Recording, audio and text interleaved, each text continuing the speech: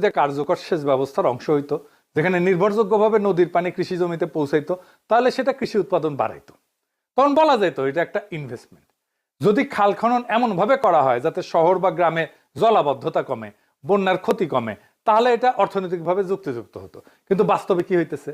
এরা না সরকারি আয় আনতেছে, না পরোক্ষভাবে উৎপাদনশীলতা বাড়াইতেছে, বরং এখানে আর একটা গুরুত্বপূর্ণ অর্থনৈতিক ধারণা আসে, অপরচুনিটি কস্ট।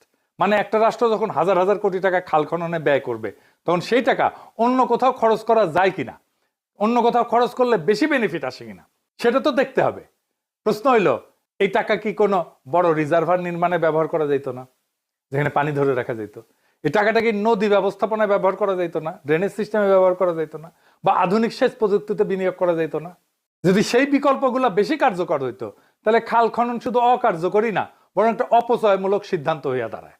আরো বড় সমস্যা হইল, এই ধরনের প্রকল্প রাজনৈতিকভাবে খুব দেখানো যায়, ছবি টবি তোলা যায়, মাটি কাটা যায়, ঘোষণা দেওয়া যায়, তারপরে ছবি তুলে বলা যায় তারেক জিয়া না আরেক জিয়া, জিয়াউর রহমানের ছবির সাথে পাশাপাশি তারেক রহমানের ছবি বসে কাল্ট ফিগার তৈরি করা যায়। কিন্তু এটার দীর্ঘমেয়াদী কার্যকারিতা যাচাই করা হয় না। ফলে খাল খনন একটা অর্থনৈতিক প্রকল্প না হইয়া ধীরে ধীরে একটা রাজনৈতিক প্রদর্শনীতে পরিণত হয়। খাল কাটাকে যদি সত্যিকার উৎপাদনশীল কাজে পরিণত করতে হয়, তবে আমাদের আগে জানতে হবে খাল আসলে কেন কাটা হয়।